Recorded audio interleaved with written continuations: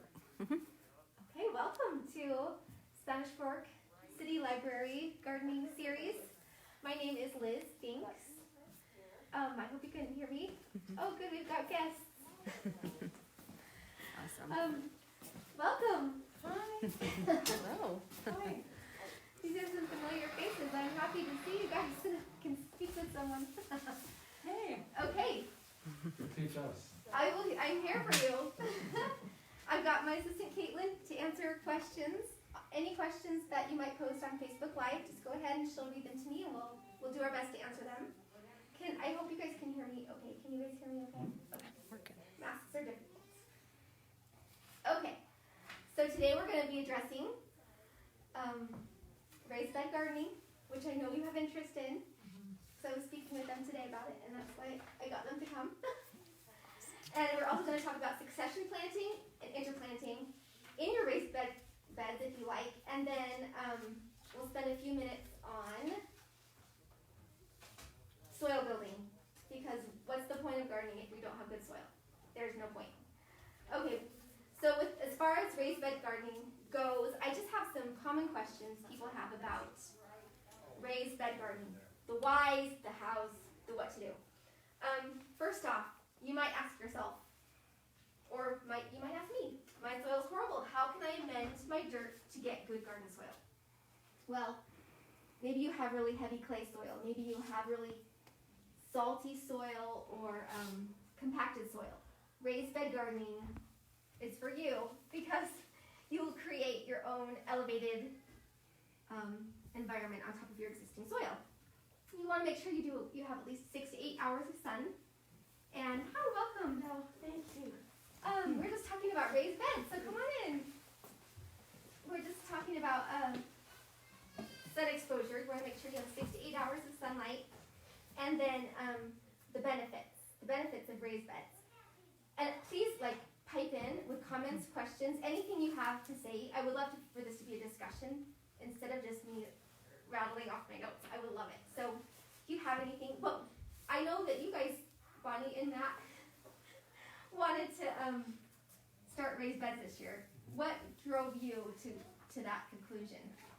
Well, we've done it just in the ground, and we have PVC pipe that's going to our that goes to each plant or whatever to water, and I don't know. It just feels so cramped, kind of, and I want to have walkways where you can get in around the plants better. Yeah. And like you said, the soil, if you can get good soil in there and then use that soil, I think that's helpful. Mm-hmm. Yeah. I agree with all of those reasons. That's how I switched to a few years ago, and I like the tidiness of it. Yeah. I like the ease. I like being able to amend your soil easily. I like that it doesn't get compacted because you're not walking in it. Yeah. Or hopefully your kids aren't walking in it. I like how easy it is, because you've amended that soil so well, how easy it is to weed. You just, typically raised beds are about 3 to 4 feet wide. And you can make them as long as you care to, as long as they'll fit in your yard. Mm-hmm. But that 3 to 4 feet makes it so you can reach from both sides, harvest from both sides, weed from both sides. Some people miss tilling, so they honestly don't want raised beds because they like to till. They like, right? You know people like that, right, Matt? I know at least 2 people who won't go to raised beds because they love to get out the tiller in the spring. But with raised beds, there's no need for tilling. There really isn't. In fact, to get a tiller into your raised bed would be silly. You can just, if you care to turn your soil, you can do it once a year with a shovel. Oh, she has a question. Oh. I think there's comments, but I don't see them. Oh, okay. Do you know where to go? I'm not sure. Oh, let's see. How did you go down? Okay, sorry. Hold on just a second.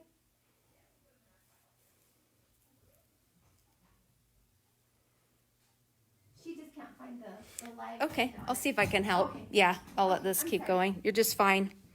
I'll go Um, see what I can find Thank you and so make much. it work. Yep. Okay. So Oh, go I ahead. have a lot of questions Good. about raised beds. Do you put a bottom in there? Okay. No. You can, but it wouldn't be a raised bed.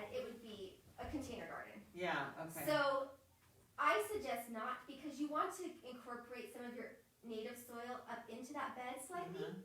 So it'd be best to kind of dig it up a little bit, because you don't want a layering effect. When you have a layering effect where you have all this really good soil that you've added, and then basically what your native soil will turn into a hard pan. So you want to get that mixed up a little bit. So any of that you can dig up into your garden box that you can to break that layer is a good idea. Okay. We can get into that, what to put in those garden bed boxes. Well, we can do it right now. Why not? Yeah, do you put, like normally we put vegetable matter, organic matter, and compost throughout the year. Do you add, like, if you had a compost bin that churns, do you put that compost inside, or do you not need to do that? I do. I add. There are there's kind of two schools of thought on what to put in your raised bed.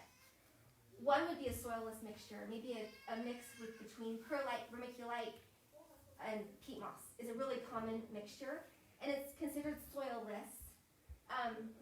And it's really light, and the benefits of it are it drains well, and but it's expensive. It's really expensive actually to fill up your beds with that. So other people choose to incorporate some of their existing topsoil, or they'll bring in some topsoil. Now, we all know that Utah, our topsoil isn't really much. There's not much organic matter in it, so you're just buying fill dirt, basically, is what you're buying. But if you can add compost to that, you can add peat moss, you could add vermiculite, you could add perlite, all of those things. What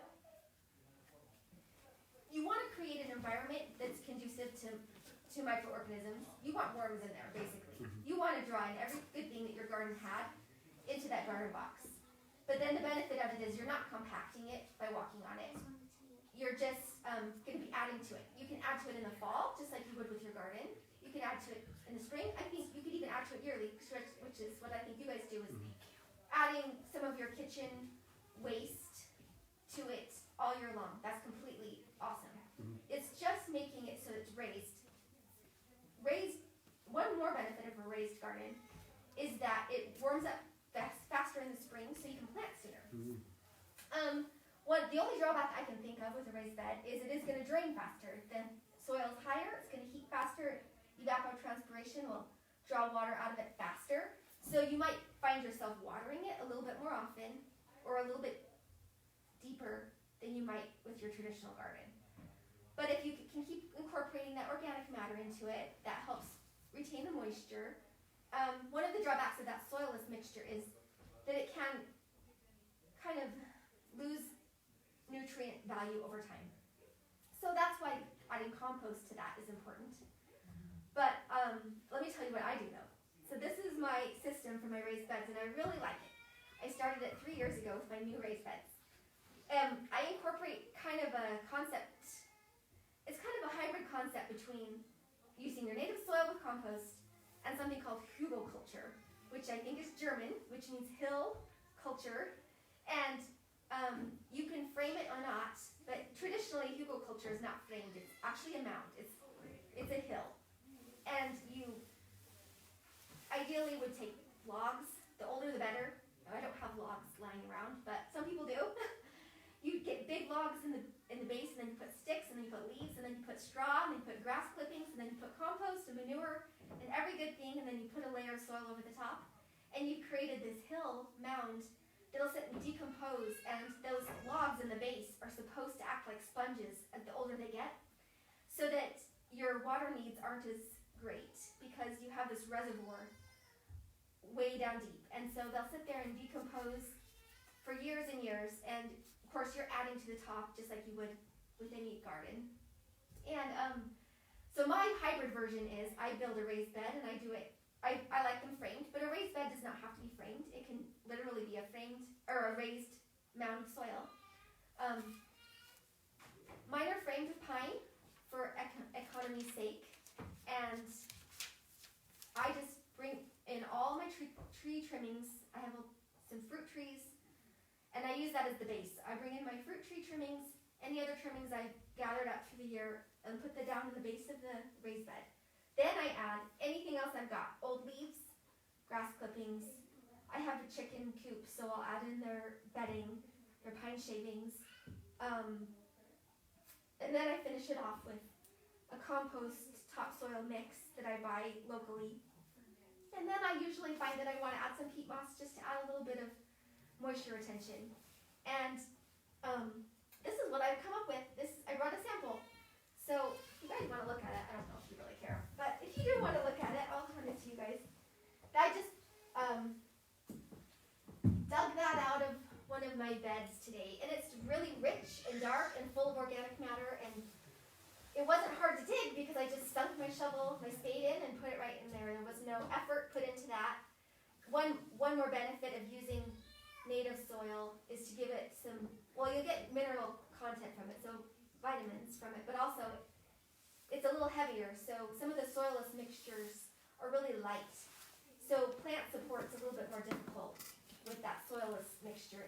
It's so light and airy that you're like, how are you going to hold up my really big tomato? Plus it's windy here. Yeah. And that could maybe blow away. I don't know. Yeah, I agree with you, absolutely. So those are some of the things I've done with mine. Go ahead. I'm a little bit confused when you said to bring up a little bit of the dirt from underneath. Because when I read part of the square foot gardening book, they recommend you use I think landscape fabric underneath. And so I was very, very careful not to bring up the soil from, I didn't do the landscape, but I thought You if didn't want to mix I that started in. mixing that in, it would, I don't know, perpetuate more weeds or, Yeah. but my thinking was wrong, then I Well, should mix you're it absolutely right, because that book does recommend that method, and I don't know the reasoning behind that, because you do want to avoid creating soil levels, because if you have a really porous soil on top, and maybe with the landscape fabric, it makes it more into a container garden than a raised bed, in my view. But if you can incorporate that so that there's not a layer, otherwise you'll have water percolate to the bottom, and then it will have nowhere to drain, because it'll have a different surface, and so then it will find different crevices, and it will take longer to drain. And you want to have good drainage, obviously. Oh, that's true. So that's one of the benefits of mixing that in. And I don't know quite why they recommend that in that method, but they do. So I should look into that. One thing that some people do is in the bottom of their raised beds they put hardware cloth just because they don't want gophers coming up through. Or chicken wire. Or chicken wire. So that's one more thing, but you could kind of dig up the soil a little bit, soften that layer, mix in a little compost, and then put that down if you have gophers, which is a real concern. Some people, have you ever had gophers in your yard? Our neighbors did. We have voles. We have voles. Yeah, and no, they had gophers. No, it was a we do. Oh, we did. Oh. Yeah. But they kind of stayed on their yard. Like some of them got under our shed, but no, we haven't had any in our garden area, luckily. That's great. There's a really cool, if you ever get gophers, there's a thing called Gopher Hawk. Have you seen that contraption? It's kind of like a dart you put in where you know that they have a run. Not in the hole, but you know there's a run off it. You put it in there and set the trap, and it Like has a nail that goes through it. it's I I think don't we even have know how one. to describe it, but it Yeah. has like a little clasper thing. They trigger it and it snaps. And I've seen some of that go off. And I mean, gophers are cute, but No, they're not. Liz. no, they're not. I want to make everyone happy. Now, as far as raised bed materials go, I mean, there are all sorts of awesome options. You can see them online, but some people don't even frame them at all, and that's perfectly acceptable. You get all the benefits of a raised bed without the expense, but you can use, lumber, you can use cement blocks, you can use metal. There are so many things. Some people use railroad ties, but there is that creosote that they use to soak those. So I read that if they're older railroad ties, then it shouldn't be a problem. Some people worry about pre-treated lumber and those chemicals leaching in. That was more of a worry maybe 10 or 15 years ago, but they've changed some of the chemicals that they use, and so they're claiming that they're not taken up by the plants like the old chemicals were. But then the disclaimer would be, just line those boards with plastic, and then you don't even need to worry. So if that is a concern for you, I just use pine. It's economical. Regular cedar would be my choice, but I don't want to pay for it. So I use pine, and I stain the outsides with boiled linseed oil. And if you can get it pure boiled linseed oil, there won't be any other chemicals, and so then it's just flaxseed oil, and that's not going to hurt anybody. But I just keep it on the outside, and then on the inside I just let it decompose, and then I'll switch them out. But honestly, I haven't had to switch them out yet. You had them 3 years? Mine are 3 years, but my old house are much older than that.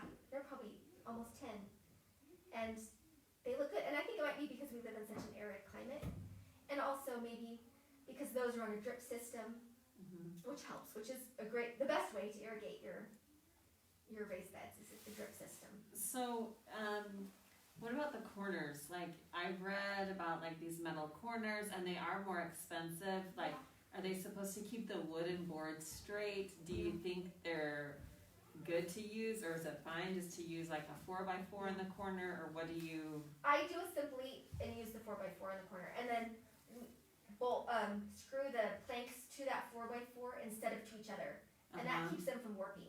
But the metal corners serve the same purpose, to keep them from warping. Otherwise, they would be falling apart. You'd be constantly repairing, because that 4x4 really does give a lot of stability, or those metal corners would do the same thing. 4x4s are just cheaper, so I go with that. And my other question is, so the boards, are they usually like 10 by 2 or what? Yeah. 10 inch by 2 inch? 10 or 12. Or 12? Yeah. So I kind of want to do a double layer, like have it be taller, because, you don't have to bend over as far or whatever. Yes, do it. So, have you seen those? Yes. Like double, and is there any? Or you could even get, instead of wider planks just for aesthetics, you could get shorter planks and just go up higher that way. Yeah. Maybe like a 2x6 or a 2x4. Well, I would do 2x6. And then I think 3 of those or 4 of those will look better than 2x10s, but that's purely my mental image and aesthetics speaking. No, I could see that. Yeah. So it's kind of like slats across. So it would look like slats. I saw some beautiful raised beds online today made out of Trex. They were stunning. They were like a sagey blue Trex. That's what I would choose if I could choose anything. Yeah. And I guess on the length part, if you go super long, will they bow out? Like. Right. I have some that are 12 feet long, and they look great so far. Those are the 3-year-old raised beds. Okay. But that's a good question. You could even maybe do some type of crossbar or something. Or like a support or something. Yeah, or a stake. Rebar just maybe through on the outside. Yeah. Okay. Do you have so you have raised beds already? I do, but it didn't dawn on me to stain them, or did you say linseed oil? I use boiled linseed oil just to try and give them some life, to elongate their life, hopefully. So if I've had them for 3 years, do I still try to clean them and do that? I would. Okay. I try to do it yearly. I'm not always good at that, but I try to do it yearly. You could even use just regular stain, but the boiled linseed oil makes me feel good because I figure it's linseed. So you just buy it and then you boil it?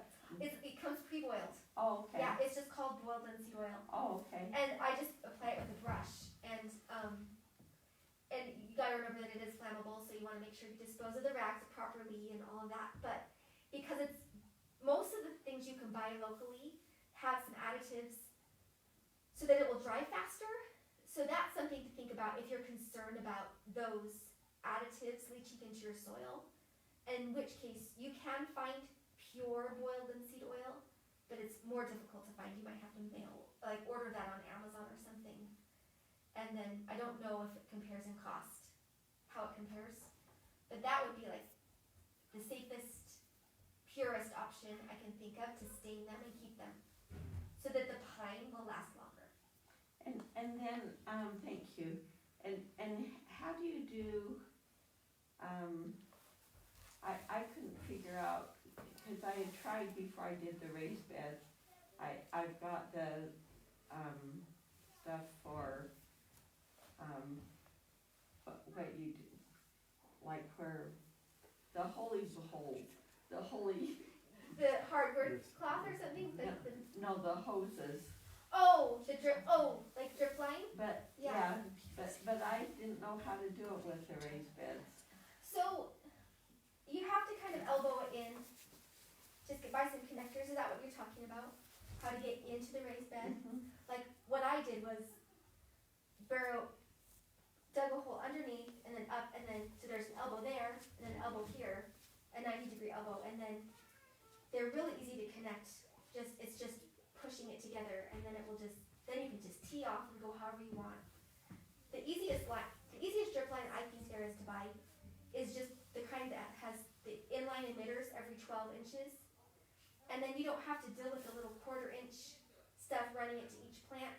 You just create a grid out of that drip line with a bunch of elbows and tees, so that maybe it's spaced every 12 inches along in that bed. You know, if you have a 4-foot bed, you might have 3 lines running, so that if you turn it on long enough, that bed will be soaked. You want to water deeply and as infrequently as possible, because you definitely want to let this soil dry out a little between waterings so that you don't introduce a lot of disease. So I work at the extension office. I forgot to introduce myself. Do it now. It's not I'm too a late. USU Extension Horticulture assistant, and one of the I answer questions basically through email or in person. If it weren't COVID, I'd be doing it in person. But the most common answer I feel like I'm saying is you need to water deeply and infrequently, and that goes for anything: lawn, trees, shrubs, flowers, vegetables, fruits, berries. Just because if you're watering lightly and often, then that soil surface never gets a chance to dry out, so you're introducing a lot of disease. And weak plants, they need to work for their water. So and then they develop those deep roots, and then they're stable and they go deep for nutrients, and they're otherwise they're just weak and spindly. So that's true for lawn as well. If you water it deeply but then let off for a few days, and I'm not saying I'm perfect at this, but then it has to, you water deeply, so the water reservoir is deep down into the soil, so it has a reason to grow deep roots. But if you're watering lightly all the time, then it's just getting a free little ride every day. Why work hard, you know? And then it will be weak, and you might have a thatch layer build up, and it probably will look a little chlorotic, it'll probably look a little yellow. So that's your lawn. But then trees would be another thing. They don't like water as often as lawn does. They need more space because they have a bigger root system and their roots go deeper. And so watering them deeply would be, you'd water that longer and even less frequently. So maybe in the summer you're watering your landscape shrubs and trees once a week. And then in the spring and fall, maybe every 10 days. But you're watering long enough to fill that deep soil reservoir. And the only way you know what you're doing there is just really, you could dig down and just see how deep you got that water. If you could take a screwdriver and just plunge it into the soil, and if it goes in easily, you know you've watered deeply. If it's tough, if it goes in an inch and then it's hard, then that was not a deep watering. So that's kind of the easiest way I can think of to test if you're watering deeply. What about row crops in the boxes, like carrots or whatever? Yeah. How does that work in the raised beds? In the raised beds, Yeah. you can still plant in rows if you like, and I think it's charming actually to see raised beds with rows in them. Mm-hmm. But you're not limited to that, because you don't need to walk in there. So you could do it like square foot gardening, where you're doing it in blocks. And it doesn't even have to be a foot. It could be, a third of your raised bed is going to be carrots, kind of more densely planted than you think. Okay. And then you'll thin them as needed, but And like the watering, how? yeah. That was my question. Like the watering, how do you water? Sufficiently. Yeah. Well, Yeah. or just like, I mean, it makes sense if you're doing a drip and you put a drip on every tomato plant or whatever. Mhm. But with the row crop, Yeah. what's the best way to Okay. water in a raised bed? So in that situation, that 3/4 inch drip line is the ideal situation. If you could make it look like a grid. Okay. meaning you'd have 3 runs, say your raised bed was 4 feet by 8 feet. You'd have a line come up from underneath with an elbow. It takes off down there to the end. Then you create another elbow. It comes over here, and then you have a T. So then it comes one more and elbows back, but then this T comes down the middle. So then, and then you could even, then you just kind of cap off those 2 ends. You know, you bend them and put that little figure 8 piece on there so that nothing comes out. So then you have 3 long rows. Does that make sense? Yeah, Okay. and then that would sufficiently water That would- whatever's yes. in there, like not, it doesn't Right, go to the. you don't have to have yeah. one for every plant because you're gonna, each little emitter, say maybe it's a gallon per hour emitter, is in the hose itself. So it's an inline emitter Okay. every 12 inches. Usually it's a really common pipe to, or drip line to buy. So then if you turn it on long enough, that water will drip slowly and spread. And so it will get every plant. Yeah, so it's kind of like the hoses that, Like the soaker hose. yeah, a soaker hose, Yeah, kind of. it kind of is like that. Okay, got it. Yeah. I think you can even buy them with 6-inch emitters, but I think that's overkill. You just need to run it long enough. Okay. And that's something you would do by trial and error. Like maybe set it for an hour and see what you got after an hour. Okay, I used to run mine for an hour and a half, 2 to 3 times a week, and that was sufficient to, in the heat of the summer. It would depend on what kind of soil you have yeah, and you know what kind of heat you've got and if your drip line is clogged, right. things like that. That's a whole other issue. Yeah, But I'm trying to think if I've covered everything that I have. I've covered everything. But do you guys have any more questions about raised beds that you can think of?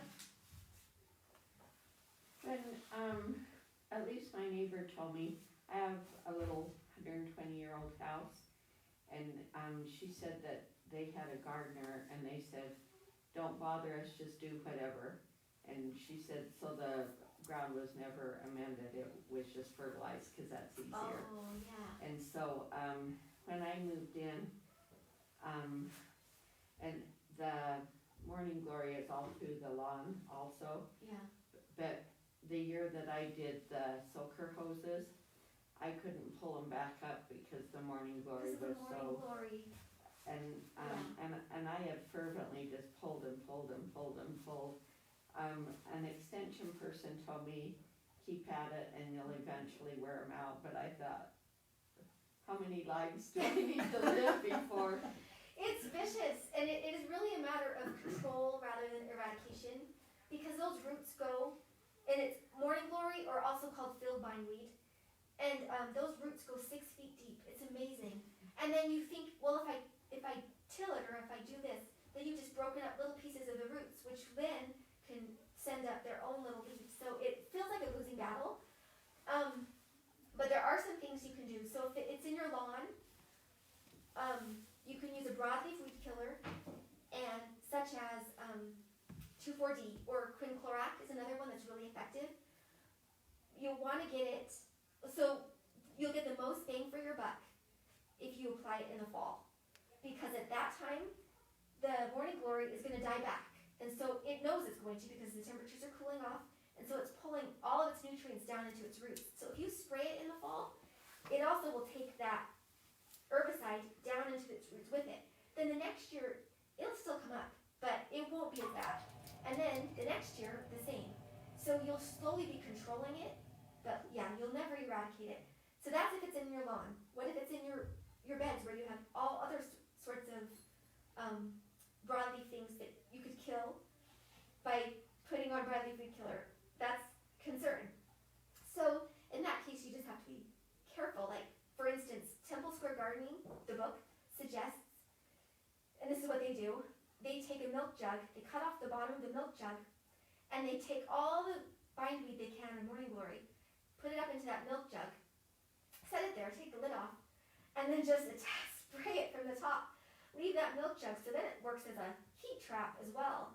And it's, you kind of want to let it flourish a little bit so that you have enough vegetable matter to make spraying worth it. You tucked all that in so it's thinking life is great, then you blast it. And then that's how they attack it when it's in their flower beds.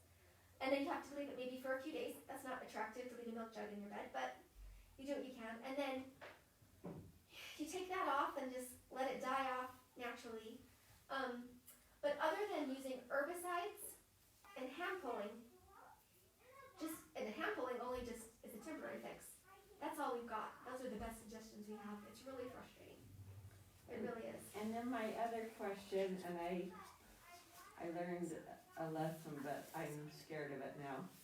So, it's the peppery lettuce, Is it arugula? arugula. Yeah. So I planted like 2 inches. It was wonderful. I loved it. You know, you don't need much of it. Yeah. And then, I guess it just went to seed, only the seeds multiplied by 4 million. And by the next year, Oh. I honestly had arugula everywhere 2 feet tall. You know, I tried to give my goats some arugula today, and they wouldn't eat it. It's too spicy. It is spicy on its own. It is really spicy. So somebody came along and said, you've got to get the flowers off. And I had millions of bumblebees, so they enjoyed it a lot. But, so I spent all last summer pulling off I'm so sorry. but the trunks. Yeah. They were like a bush, and they go sideways and I thought, I've never experienced that. I didn't realize that arugula could take off like that. I didn't either. And I swear it was only 2 inches. So now you have food storage. Well, I've gotten it under control now, Okay. but Yeah. I could never work that hard as I did last year on it. So maybe it's just time to eradicate it completely and not have it at all. Is there a question? How many help trees struggling in rocky soil? How can you help trees struggling in rocky soil? Oh, I think so. Okay, there was a question online that said, how can you help trees struggling in rocky soil? Well, you can't amend the soil now that the tree's planted. So you could just try to make it as happy as possible with watering. You can lightly fertilize it in March, and then put mulch on top, maybe 2 to 3 inches of mulch around the tree, but not up to the base of the tree. You need to keep the mulch away from the base, the actual trunk. But I think if it's planted in rocky soil, that's the best you can do, is just try to give it the best life it can have, because you can't amend that soil at this point. And one other option would be, if that tree is struggling to the point where you feel like it's worthless, there are some trees that are really adapted more to tough soil situations. And like a Zelkova would be one thing that comes off the top of my head if you wanted a shade tree that could do well in a harsh soil conditions. And so maybe it's just a matter of replacing the tree. If it's a large tree and you can't replace it, then I would just try to, like I said, just give it the best life you can with what you got. Are there any more questions? I'm a wannabe farmer. Me too. Mostly trial and error that isn't always going so well.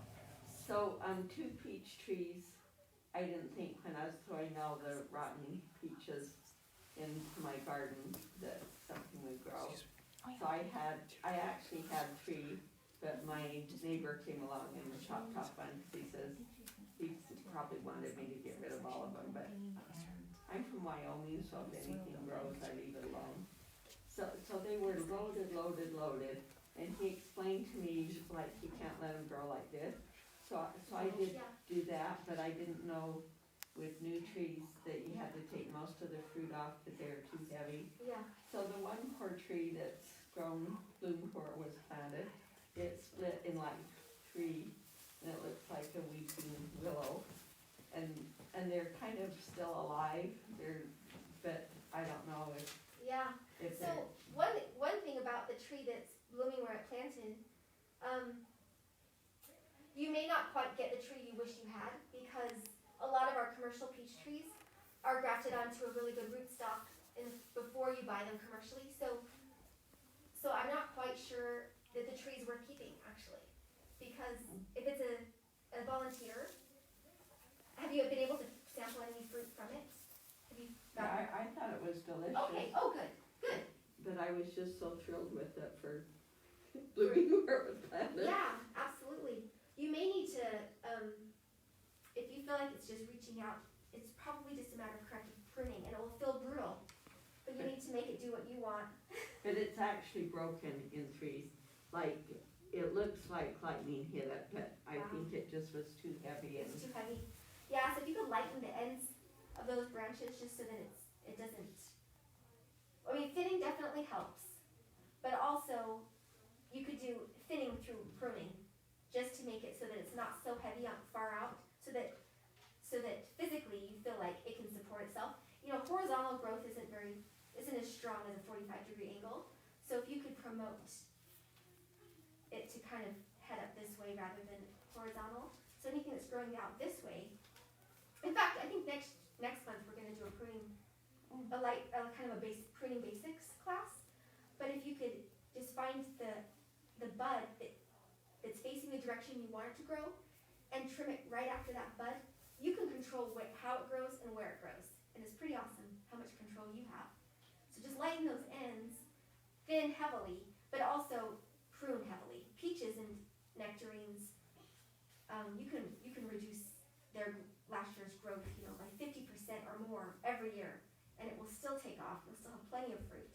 Okay. But it's just that controlling that growth so that you manage next year's fruit, but also you don't want to have your fruit way out on the ends. Don't bring it in through corrective pruning. Okay. Does that answer your question? Okay, and you said fertilize your trees in March, Yeah. right? So yeah. what kind of fertilizer? You could just use a balanced all-purpose fertilizer like a 10-10-10, and just follow the recommended application rate on the label. But March is a good time to fertilize. You don't really need to fertilize past June. You don't want to push any growth in the summer. It's going to have your shade trees and even your fruit trees. You want to encourage that growth to be up front right in May. Mm-hmm. And then after the fact, if you fertilize after the fact, then you're pushing growth into late summer, and then you run the risk of frost damage on that new tender growth that you don't really want to deal with. So just the natural course of things, the early spring is best to fertilize landscape shrubs, anything woody, anything woody. Okay. I had a few ideas on 2 more topics if you guys are interested. Should I go ahead with that? Okay. And they're not as involved as the raised beds, but they're fun. No, one of them's fun. One of them's work. The one that's fun is succession planting and interplanting. And this works so well in raised beds because with raised beds, you've already accepted the fact that you want to cram as much food in as possible into your yard. So this is just one more way to up the ante to get that harvest and take it to your next level. And so basically your goal is to keep your garden beds producing by planting vegetables continuously throughout the season. So there's different methods to do this. One really quick example, just to get it in your head, would be, so you want to plant bush beans. Well, bush beans mature and you harvest quickly and then they're done. You can take them out. So you could plant a little bit of a few bush beans every 2 weeks for a continual harvest all summer long. So then you've got this set coming up, this set you just planted, this set's coming up, this set you're harvesting, this set, when it's done, you've harvested it, you yank it out, you might even have more time to plant another little section of bush beans. And so then, instead of getting one big harvest at the end of the summer or all at once, you spread your harvest out and you're eating it all summer long. That's one way to think about it. But another option would be seasonal succession planting. So maybe you have a raised bed, you've got one, and you want to grow everything. But you wish you could, but you just don't have the space. Well, you can get a lot of food out of one raised bed if you do it seasonally. So you've got your cold crops, like your greens, spinach, lettuce. Arugula is a cold crop. Cilantro is actually a cold crop, which doesn't coincide with our salsa, but it is. It's a cold crop. That's why it bolts in the summer so quickly, is because it prefers cool temperatures. Any of those greens in the spring, peas, all of those things, you can plant now. You can plant today, and get your harvest right before it's time to plant your warm crops.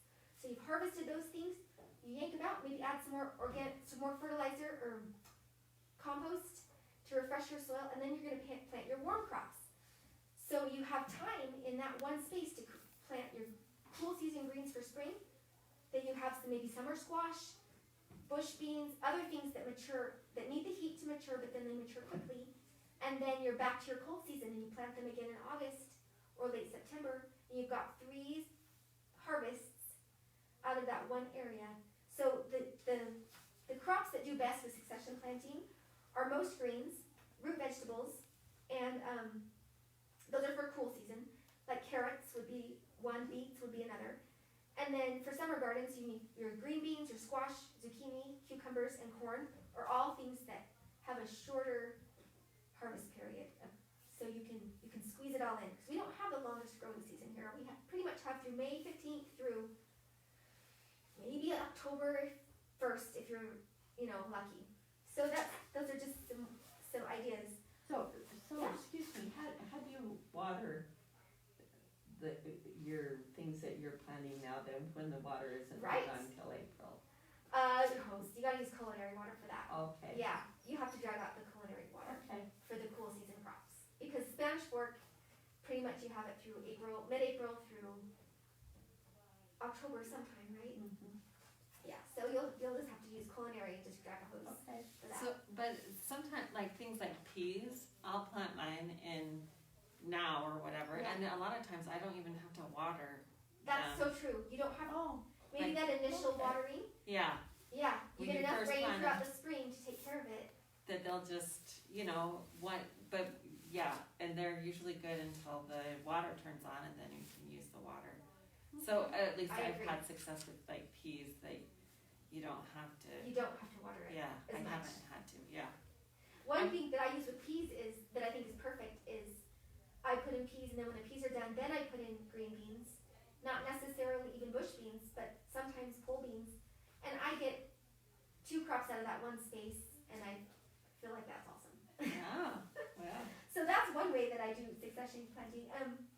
Another way, so we talked about, planting something like you want one crop, planting it every 2 weeks so that you can continual harvest. You can even do that with zucchini, which I think is so interesting because you know how zucchini get long and leggy and ugly, and you start to get powdery mildew on the leaves, and you're like, Yeah. you're hideous. Well, if you planted something 2 weeks before that, you're like, you don't feel bad. You yank it out, it's heat loving, it's probably already almost ready to bloom, and you have cute zucchini plants also. yeah. Pretty zucchini. So what, Oh, sorry, what do you do for the mildewy? Like, Yeah. last year, ever since I moved there, the mildew is so bad that I just dug a hole where my lawn is and put the zucchini in because it was horrible with In mildew. your garden area, it was horrible. Maybe you just have a lot of. So one thing to do that's really important is to clean up your garden every fall and just get rid of everything that had that mildew on it. Instead of tilling it back in, that's diseased plant tissue, and you want to dispose of it in the garbage can. And don't compost it, and don't till it back into your soil. So Okay. just clean up in the fall will help. Okay. There are products you can buy, fungicides, copper sprays, that if you catch it, when you first see it, you can control it. But I never do. It's already taken over a whole leaf, and at that point, the sprays are going to be ineffective. So you can remove just the leaves that have it, or just the whole plant. But yeah, drip systems may help rather than overhead spray. It can help, not necessarily because it's an airborne pathogen that's always there, and so it's just looking for an opportunity. You can also find sometimes some varieties of zucchini that are more resistant to powdery mildew, and it will say it on the seed packet. Oh, okay. So that would probably be your best option in that case. And does it matter, is it better if you do a seed or a plant? Does that make any It difference? doesn't make any difference, but it's so easy to direct seed your squashes and pumpkins. They come up so fast, and I feel like they take off even a little better when they're direct seeded. So if you can discipline yourself to make sure you water and keep that soil moist until germination, then I guess I say it does matter. I would say direct seeding is actually preferential. when it comes to those squashes and any type of cucurbit, which would be that whole family. Cucumbers, zucchini, pumpkins, all of that. Thank you. You're welcome. Just a few more ideas about succession planting. Well, we talked about succession, but now there's interplanting. This is where you plant two crops in the same spot. So they could mature differently. Like maybe it's corn and one matures a little sooner than the other, so you have a continual crop. But also it could be to different varieties. For instance, maybe you want to plant some radishes around where you just planted that zucchini. The radishes will come up quick. You'll get your harvest fast, and you won't have wasted that space because you know your zucchini is going to take up this much room, and you don't want to plant anything else there that's going to be dependent on that sun. But by the time that zucchini gets there, your radishes have already been harvested. So that's one example. Then there's like the whole, the classic example of the three sisters with corn, squash, and beans. So they're all interplanted together, and they are mutually beneficial because the beans are fixing nitrogen in the soil. They're legumes, so they're doing everything else a favor. And then they're using the corn as a support system, and then the squash anyway, that's just a great example of interplanting. Or maybe one more would be where you use a summer crop that's heat loving, maybe like a cucumber on a trellis that casts shade, and then using that shaded area to plant something like loose leaf lettuce that in the summer you've got to plant it in the sun or it's going to be really bitter and tough. So that's succession planting. It's exciting. There are so many examples online, but I love to just jam-pack things. If you've got a small garden, do you need two of everything to fertilize to cross? Oh, that's a great question. No, because unless you're saving seed, if you're saving seed, maybe, but it depends on the plants. If you're not saving seed, then no, you'll get your fruit regardless. Because I planted a tomatilla and there was only one left at the store, and so I thought that's all I need anyway. Yeah. And I kept feeding them, so I grew a big nice bush, really tall, but They just didn't they didn't fill out. And I don't understand the rhyme or reason of that because I've experienced it both ways and I felt like I didn't do anything different. So one year I had that same situation and then the next year it was fine. And it's interesting, solanaceous vegetables like tomatillos, tomatoes, peppers, for the most part are wind pollinated. And so, meaning they don't need a pollinator. They're not dependent on bees. And you can tell because the flowers are so minuscule. They're not fancy, they're not colored, they're not scented. So there's nothing to draw in a bee or any other type of pollinator. They really are, it's the wind that pollinates them for the most part. I mean, pollinators help, but they're not dependent. So with tomatillos, I would say stress them out a little bit. Withdraw the water a little bit. And actually, if a plant's feeling a little bit of stress, not too much, but just enough, not to the point where they're wilting, but just to the point where the soil got dried out, their whole purpose in life is to reproduce. And so then they're like, okay, I'm gonna die. I better fulfill my purpose, if that makes sense. And I'm gonna start producing the fruit. So a lot of times when your tomatoes or tomatillos aren't producing, you just need to stress them a little with keeping the water off. Maybe stretching out the frequency of water. So still water deeply, but water less frequently, if that helps. Try that, see if that works. I hope it does. thank you. The last topic I wanted to focus on today was about your soil because it's really, it's not the most fun topic, but it is the most basic topic. That if you don't have a good soil, you're not gonna have a lot of harvest. So, first of all, I just wanted to put a shout out for soil testing. USU Extension, you can go to usual.usdu.edu and get a soil test. You basically it'll give you instructions. You put soil in a baggie, you ship it to Logan, and they will give you your results in 2 to 3 weeks. And you can just do a routine test. It's $30, and from that test, they will tell you some valuable information. They'll give you your phosphorus and your potassium levels because you've got to start there. You know you're going to need nitrogen. In Utah, you're going to have to add nitrogen yearly. But we have plenty of phosphorus and potassium in our soils. So if you're adding that, thinking you need it, you might be wasting money. You might just need to add ammonium sulfate or urea, and you can avoid adding the three, there's three numbers in a fertilizer, NPK. You might just need something that says 2100 rather than 10-10-10 or 16-16-8. So your soil test will tell you that. It'll also tell you your soil composition, whether you've got sand, silt, or clay, or maybe you're lucky and you have a mixture and you have a really good loam soil. And so that's nice to know, because if you have a really sandy soil or a really clay soil, you'll know you need to add organic matter to remedy whatever drawbacks that particular type of soil is giving you. It'll also give you your pH levels, which are likely going to be alkaline, because that's what we have in this arid climate. And so you'll know, well, I'm going to add organic matter in that case too, to try and to balance my pH. And then you also might have high salinity. So I want to take a few minutes just to talk about high salinity. I sat in on a class recently where she focused on how composts high in manure are upping your salinity of your soil. And there's a certain rating that if you're above 2, then your yields are going to be depressed. And so you want to keep your salinity low.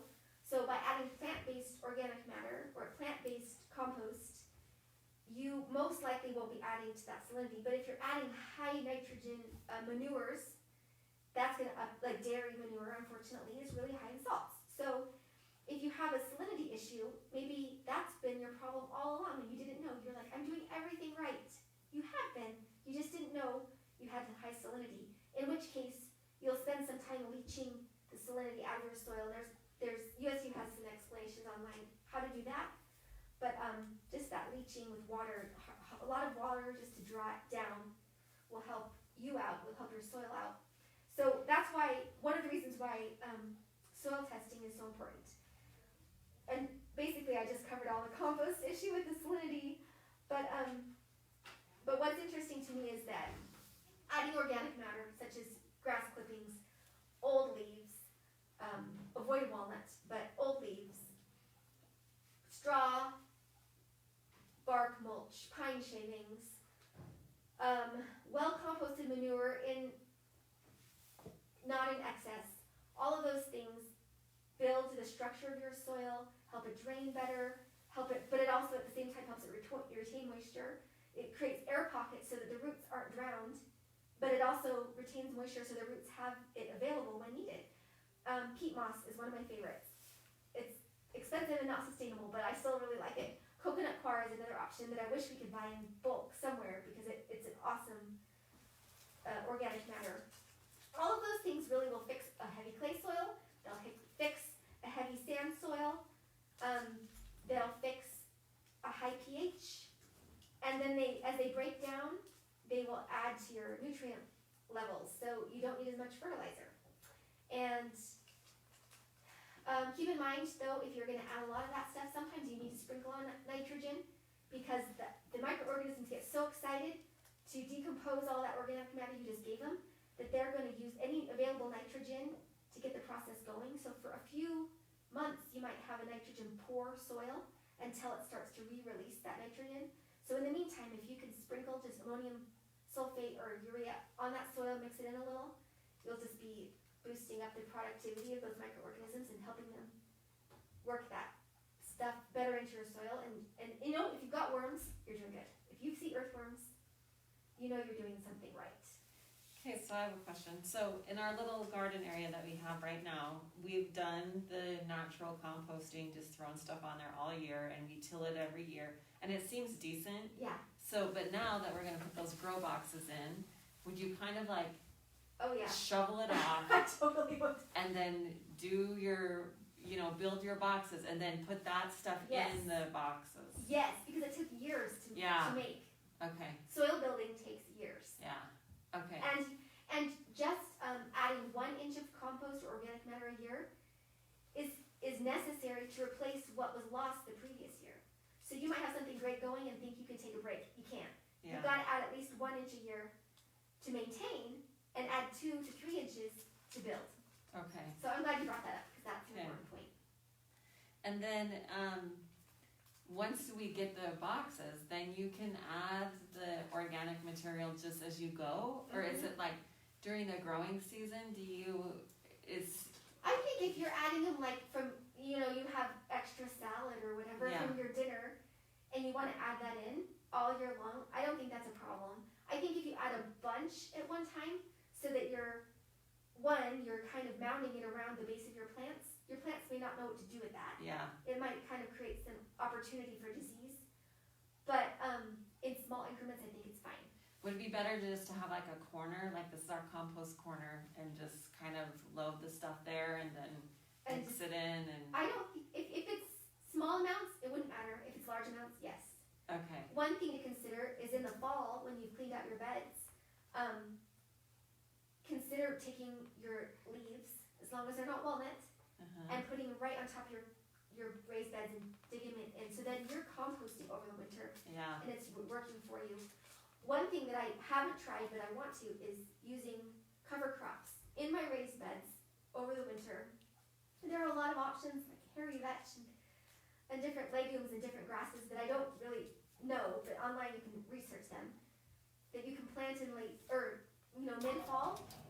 They'll come up and just, then you till them in as a green manure in early spring, so that you just created your own, it works as a compost almost. You till it in and then let it decompose for a month or so before you're planting in it.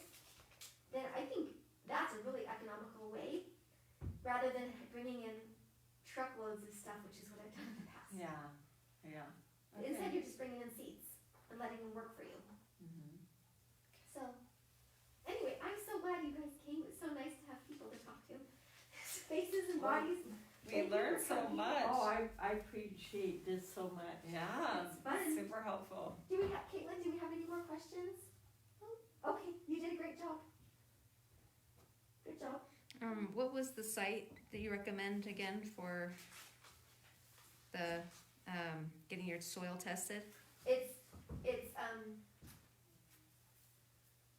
Was it the usual? usual. It stands for Utah State University Analytics Lab. Usual.usu.edu. And Okay. they'll have you take little samples from different parts and mix it together. And you'll go down to a certain depth so that you know what you're dealing with. Now, if you have a garden box, if you really want to know what's in the garden box, you could just test that soil. I'm glad you asked that, because there are some resources that I feel like people don't know about, and I just want to go through them really fast. They're some of my favorite, and they're all USU extension based. One's Gardening Guys and Gals YouTube videos. There are 3 USU extension professors, horticulture professors, that make these YouTube videos that are so amazing. The things they build, like the way they trellis plants, or the way they, you know, they say, watch us prune this tree, and you can see the before and after. It is, fruit tree is so helpful. So Gardening Guys and Gal YouTube videos. You can email questions to the diagnostic desk at the Provo USU Extension Office.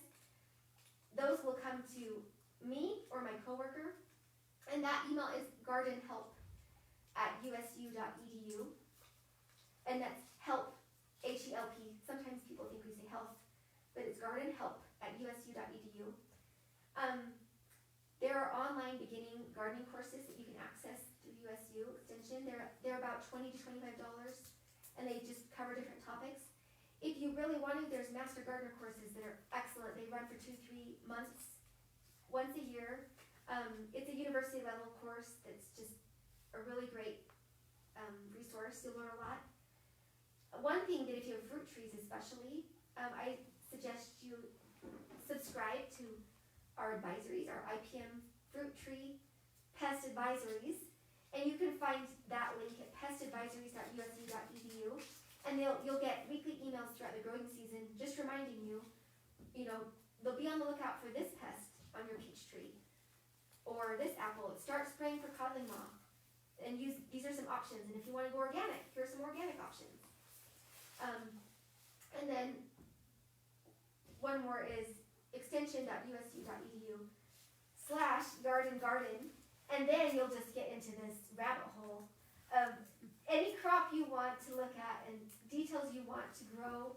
You want to learn about carrots in particular. You want to learn about sweet potatoes, and they need a long season, and how can you do it in Utah? That would be where you could go. So that's extension.usu.edu/yard and garden. Anyway.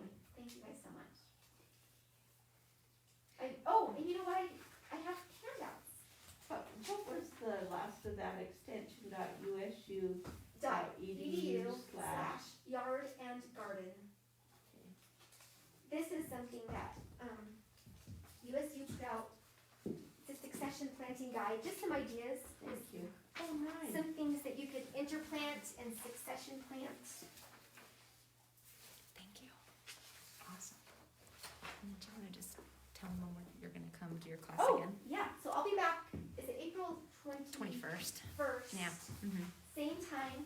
We're going to talk about pruning basics, common pests like squash bugs, what to do, things like that, and then maybe some questions. Mm-hmm. Frequently. I asked might even questions. talk about vertical growing just because I love it so much.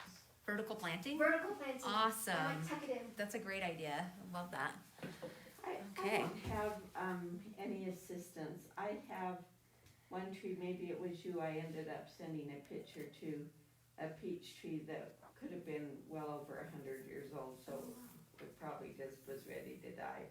But it did have some kind of borer or something in it. So now, like one little place bore the last of the peaches and now the whole tree's dead. Oh, yeah. Does that need to come out, or does it hurt it to just stand there dead till I get some help? Oh, I don't think it'll hurt it to Okay. stand there. If it's a huge tree like that, that's expensive to remove for sure. And it's dead, so it's not gonna sit there and the pests that took it out or whatever, I don't think that they're gonna cause any problems until it's removed. Okay, So I would leave it for okay, now until you're ready. okay. That's such a pain. For tree removal's a pain. Well, and I'm kind of a, real emotional person with everything. And so the last couple of years, I just thanked it for Oh, being able to still do the absolutely. best it could, and so Oh. I had to grieve over its final death. Yes. Well, and it's probably got a big, cool trunk, and I've wondered if people grew ivy up old dead trees. I think that would look pretty. Oh, that's a thought. I mean, I don't know how long it'll stay before it starts breaking apart. Especially a tree. They're not a peach tree. They're not super strong wood, but that's something to consider. Now, if I were to do another bed, would it be too dangerous to use that wood to decompose on the bottom? So if you cut it down and you wanted to use it in a raised bed?